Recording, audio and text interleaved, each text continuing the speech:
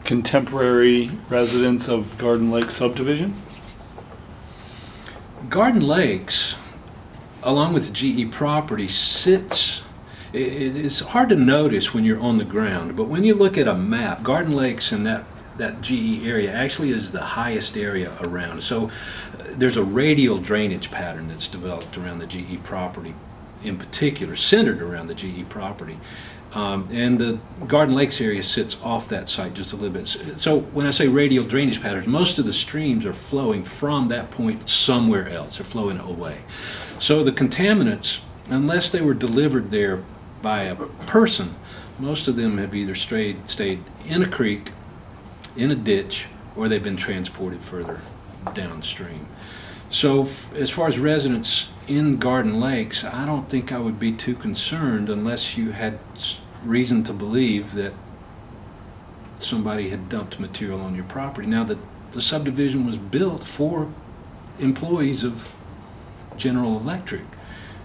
By and large, that was a huge percentage of the number of people that lived there. So there may be more material around homes than we would like to think. What are the arguments for and against it being declared a Superfund site? And why didn't it become an actual Superfund site? That's a great question, and I don't know that I can answer that factually. I can speculate about that. There's again, when the word Superfund was said, we had people come to us as CAN who said, "You're asking us to weigh economic development against public health." And we said, "Yes." Do you have another question? And of course there were no questions, but that was exactly the point, because once an area is designated as a Superfund site, there are particular businesses, particularly food-related industries, that cannot locate within a radius of that particular site. So yes, it would, plus the stigma that comes along with the Superfund site, definitely it would impact economic development and people moving into our community for sure. So those are arguments against it, it sounds like. What would the argument for be? Well, for would be for everyone to recognize it. Let's speak the truth to power. We've got bad chemicals here, and to keep our community healthy and clean, we need to identify where those contaminants are and either get them out or stay away from them. So in other areas, Superfund sites have been fenced off with concertina wire around them, or the materials have been dug up and removed. Now, unfortunately, there's no more money in the Superfund. It was depleted many years ago. So the options for what to do with the Superfund site are somewhat limited right now. There's no more EPA money left to clean things up. So it's a tough spot to be in. It really is. I understand the question, economic development versus human health. I don't agree that it's a legitimate question, but I understand where it comes from. So that's the crux of the film. Is, you know, we're going to call it dredge. Mm-hmm. And do you dredge this up? Is it worth it to dredge the lock and dam? And what are, there's no good answer. There is not a good answer. Yeah. There's not a good answer. And one can see all the angles, but it still leaves you in a position of, this is a hard decision. It's not a black and white decision. Now, we felt like it was a black and white decision for landfill A, because the removal of that material would have stopped any more off-site movement of contaminants that were generated from that landfill. The pump and treat system might do that as well, but no guarantee for that. Now, when you look at the dredging operation, and about the same time, the same sorts of things were going on in the Hudson River in New York, where their problem was exponentially larger than ours. And those communities up there were tearing each other apart over these same questions. You're going to stir this stuff up in the river, it's going to come downstream on us. Better not to touch it.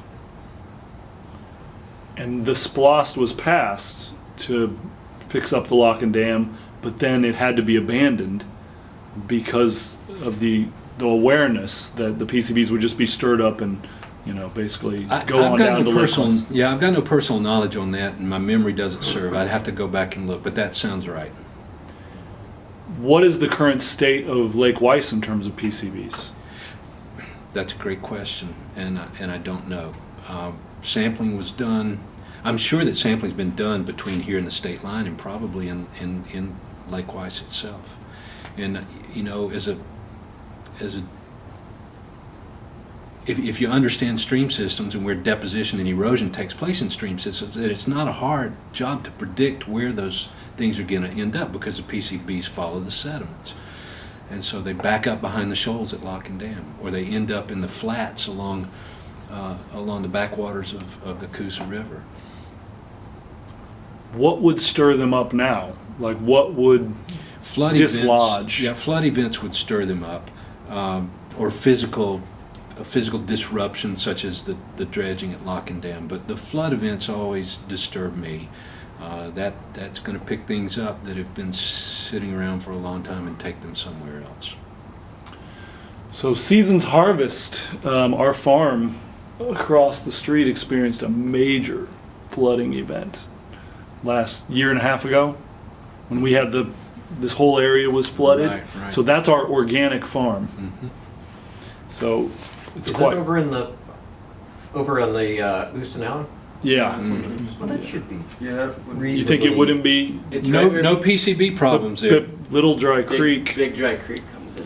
Are But you that's below.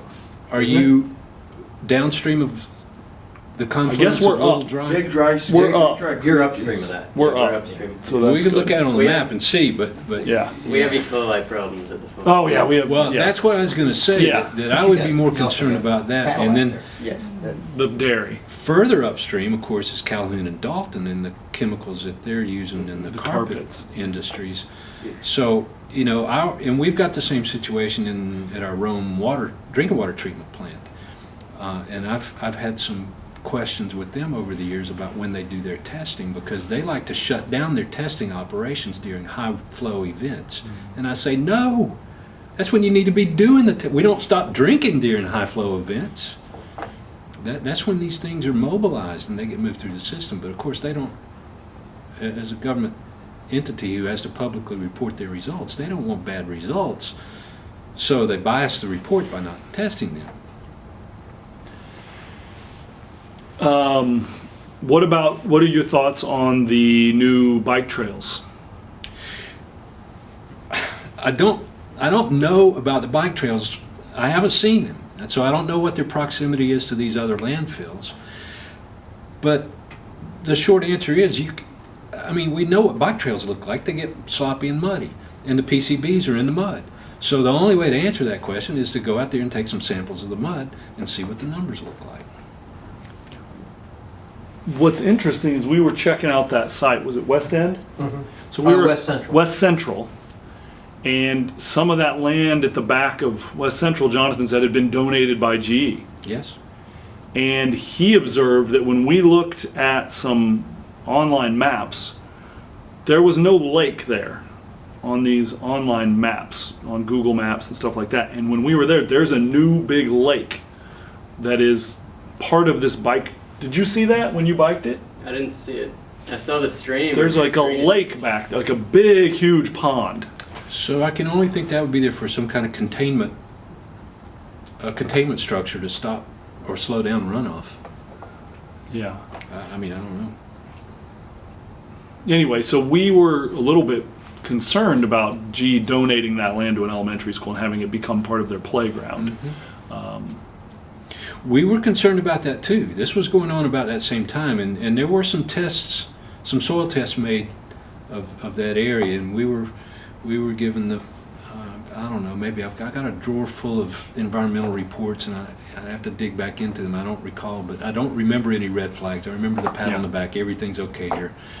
And I can't imagine that the school system would take possession of that property in those circumstances. It's a very low-lying area. It's like a little wetland back there. And so that was our concern, was that it just seems like it could flood all the way up through that playground area where those swims Well, and were. also when the city decided to get involved with with this bike trail part, that they agreed that this would, if my recollection is correct, that it was just a day use area. That was one of the things that made it tenable, was that they didn't feel like there was enough danger to cause any issues with people coming and riding their bikes there, or, you know, things like that. Do you think there should be some kind of signage, like some kind of explicit notice that that site had been treated or was not remediated? Or I think that's a great idea. I think it's a great idea, but again, you get back to the issue, who are we going to spook? We don't want to spook anyone. Well, just remember, what's his name? He's an attorney, a real bulldog of an attorney. He's one of the big bikers that was out there the other day. You know, he may be your knight in shining armor. Well, Bob Fennell was involved back in the late 90s and 2000, 2001. I know that he was representing some of the landowners along Horse Lake Creek.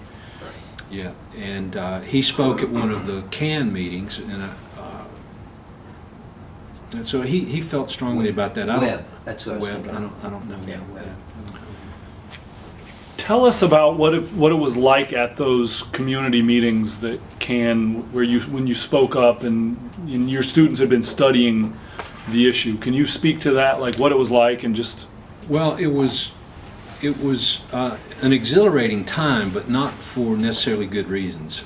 It was as a teacher, it was a good experience to see my students so engaged and working so hard on something that meant something to them. And they were, I had no problem at all deviating so completely from the course schedule, because we were doing real earth science work that had tremendous application to their lives. So I felt good about that.